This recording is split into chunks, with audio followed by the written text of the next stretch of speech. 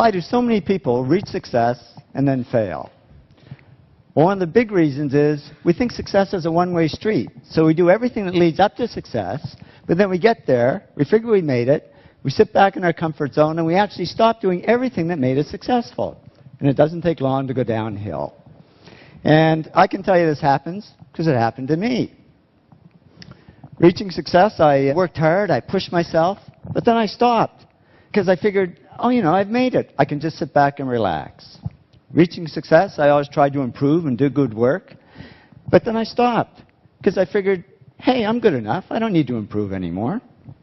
Reaching success, I was pretty good at coming up with good ideas because I did all these simple things that lead to ideas.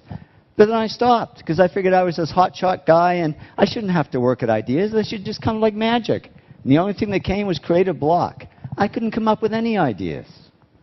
Reaching success, I always focused on clients and projects and ignored the money. But then all this money started pouring in, and I got distracted by it. And suddenly I was on the phone to my stockbroker and my real estate agent when I should have been talking to my clients. And reaching success, I always did what I loved. But then I got into stuff I didn't love, like management.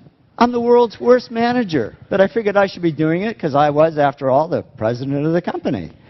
Well, soon a black cloud formed over my head, and here I was, outwardly very successful, but inwardly very depressed. But I'm a guy. I knew how to fix it. Bought a fast car. It didn't help. I was faster, but just as depressed. So I went to my doctor. I said, Doc, I can buy anything I want, but I'm not happy. I'm depressed. It's true what they say, and I didn't believe it until it happened to me, but money can't buy happiness. He said, no, but it can buy Prozac. And he put me on antidepressants.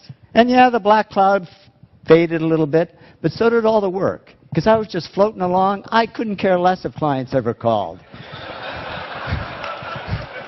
And clients didn't call. Because they could see I was no longer serving them, I was only serving myself. So they took their money and their projects to others who would serve them better. Well, it didn't take long for business to drop like a rock.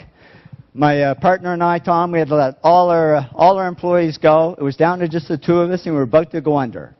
And that was great, because with no employees, there was nobody for me to manage. So I went back to doing the projects I loved. I had fun again, I worked harder, and to cut a long story short, did all the things that took me back up to success, but it wasn't a quick trip. It took 7 years. But in the end, business grew bigger than ever. And when I went back to following these 8 principles, the black cloud over my head disappeared altogether. And I woke up one day and I said, I don't need Prozac anymore. And I threw it away and haven't needed it since. I learned that success isn't a one-way street. It doesn't look like this. It really looks more like this. It's a continuous journey. And if we want to avoid success to failure syndrome, we just keep following these 8 principles, because that's not only how we achieve success, it's how we sustain it. So here's to your continued success. Thank you very much.